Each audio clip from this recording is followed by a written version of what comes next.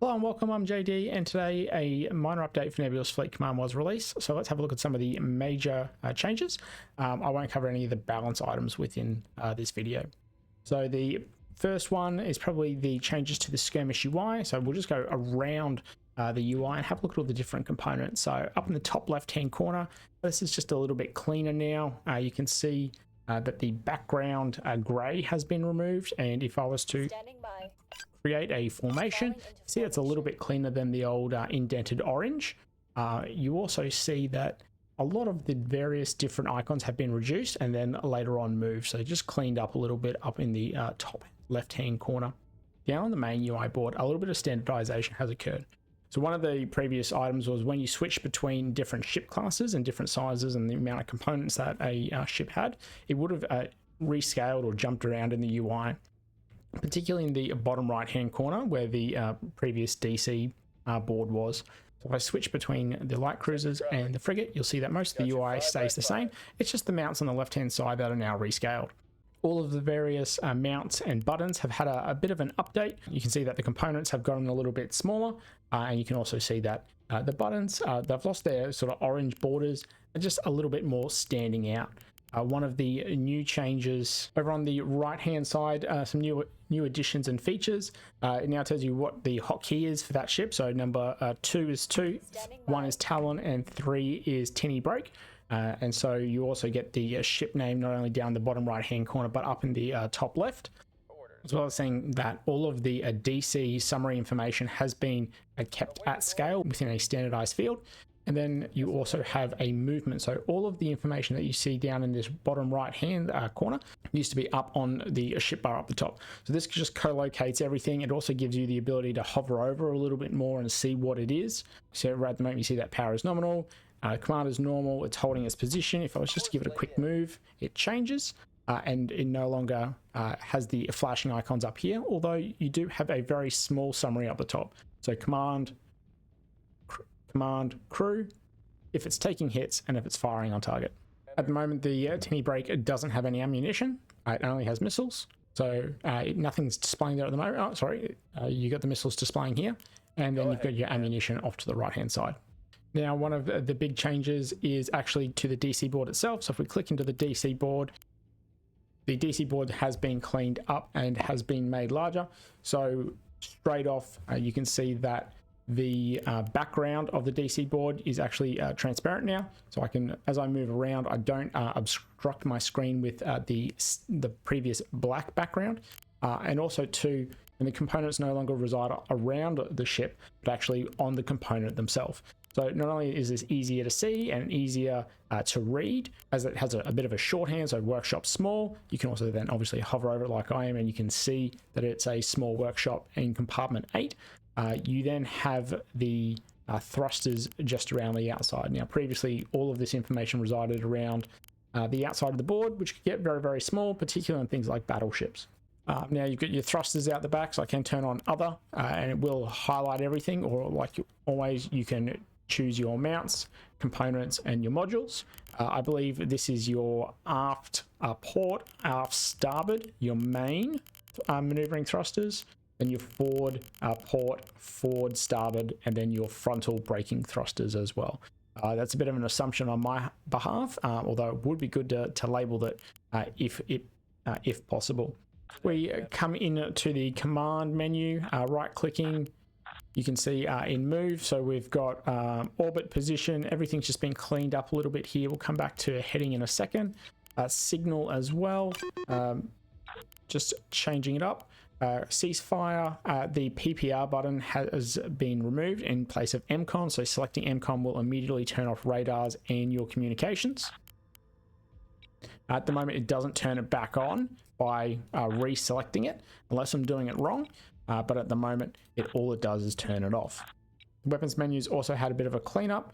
You still do need to do the whole manual reload, which I hope that can be fixed at some point. I'd just love to be able to reload without having to select a empty position or having to select a target. And you do have the ability here to do your missiles. So if I was to select the Tinny Break, there's the missiles. Let's add a few. You can see how many salvos, how many channels, confirm and begin, and you can fire. And then you've got your firing modules down here, and it also tells you what is firing one mix salvo. Go ahead, Command. Electronic warfare is the same: decoy, point defense, burn, and lock. Otherwise, all of the other components do show you exactly what they have been doing previously. It's just a little bit cleaner. A new feature, one that has been asked for a long time, is the ability to set the heading onto an enemy ship. So previously all you had was the heading command, which you would be very familiar with, and as Mazer points out in the devlog, probably one of the most used features. You could use this by accessing the H hotkey as default, or by right clicking and selecting heading. So if you can still do that by clicking an empty space, but now if you select an enemy ship and then you select heading or the shortcut Control H and add it to the ship, you will see that the tinny brake, actually let's not use the tinny brake, How can we help today, let's use Talon. So you can see if I right click on the ship and say heading, now when I move this enemy ship over here, let me just speed it up real quick. Receiving. As the ship moves, you can see that the heading track on ANZ Talon also moves. So now you can always keep the front of your ship pointing towards the front of the target. Particularly good things for things such as destroyers, bow taking ships, heavy cruisers, battleships, potentially even light cruisers as well, or any of the other ships that you really want to just continue to focus on one particular target and orientate in that direction. So even as you move sort of down, you'll also see that this ship responds. Just remember that as you do this, you may need to clear this heading. Otherwise, if you're trying to do another maneuver and move away, you're going to be able to move, but you'll keep your bow pointed towards the enemy target. It may not produce the result that you want, so you may need to clear that heading. A new feature is that beams can now be seen on the tactical map. So as you can see, nothing's happening here. Let's fire a beam. Got him now. So let it orientate, and once we see it firing, we'll jump into tactical. There we go, and you can see that it now fires. So great if you're spectating or you're wondering what's happening here. If I just pause it for a second, let's get the other ones firing. Receiving.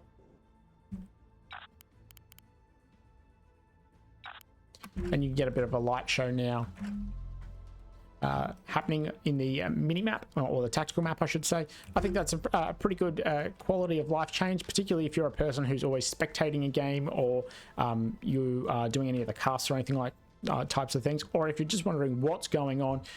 This is something that if you live more on the tactical map as opposed to actually in looking at your ships in close proximity, you're going to see that the firing solutions are on there. You're going to see that the beams are firing, so that you actually know that there is a beam fleet around, or a beam equipped weapon. So just something quite nice there.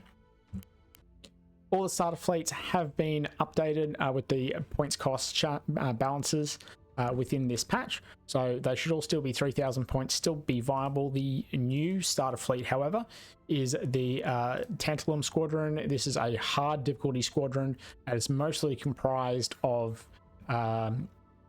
clippers. And it is largely, as the patch notes say, a capping fleet. It's designed to be nothing less than a complete battle space dominance, sits in the back line acquiring targets, and it's got 4 multi-mission tugboats. So you've got one tugboat here that's for early warnings, standard monitor that has the Bloodhound and the early warning radar. Sweep with this one to find your targets, and then lock in and focus so that everyone can fire at it. At the intended target. You've also got some jammers and some cannons, and then you've also got what else you got? C-30 cannons, some roll-offs, and then a whole bunch of clippers with cannons and point defense missiles. Find the enemy with the Flathead class monitor, and then use the Dragars either as a little bit of offensive capability, and then the ferryman to actually find or to capture those cap points. One thing that you will note whilst we are here, and I might as well jump in here, but you can also see it too from the available hulls, is that all of the OSP have had a bit of a naming convention update. So Ferryman, Dragar, Flathead, Ocello remain standard, the Marauder and the Moorline. Now I can't remember what they all used to be called. I think this was like a bulk cruiser or a bulk ship or something like that. Geez, it tells you it's been a while since I played. But ultimately, each of them now have a new naming convention like you do with the ANS. I said I wouldn't do too much balance, but I will focus on the Moor line, which is the line class ship being your bulk freighter. This one has had a bit of a change, so you now have the container line ships missile programming channels to 6. I think there's one in as base, and then you get an additional 5, and then point cost has come down, so 600 points. It used to be 1,000, so you get an extra 400 points instead of just having to have the one ship as a player. That's a lot of eggs in one basket. You probably take a couple ferrymen now as well, either as point defense ships or as and I'm sure that the guys who are playing have got the meta out there, but maybe just as a bit of scouting or a bit of late game capping. So if we click onto the Moor line, it does have a few new items. So the programming bus and the programming array, which was the amount of programming channels and how fast they could go, either respectively or the other way around, are now locked behind the Alliance class ships, including the Ocello. And then when you come down into the Moor line, now you actually get a new module, and that module is the container data array. Is it a 3x3x3? If not, it's going to be one of the larger ones. Container. Oh, it must be over here. Oh, I'm in modules. That's why. So let's come up to a compartment. You've got the container data link array. It gives you an extra 2 programming channels and a programming speed of 30% for an additional 200 points. So even by taking the 200 point option with the reduced cost of the ship itself, you're still coming off a little bit better than what you originally had as a base bulk freighter, which had a base programming channels of 4. So you can now easily get 6, 8, and a 30% programming speed simply with a base hull and 1 additional component. Another new feature, one that has been added to not only multiplayer lobbies but also to the skirmish, is you can now have the ability to set the starting score in favor of Team 1 or Team 2. So if we were to say pick 1,000 points is good. If you've got one team that has got, I guess, a larger skill level, and you know, you can take the ranks in the game. You can see obviously I still haven't got out of lieutenant.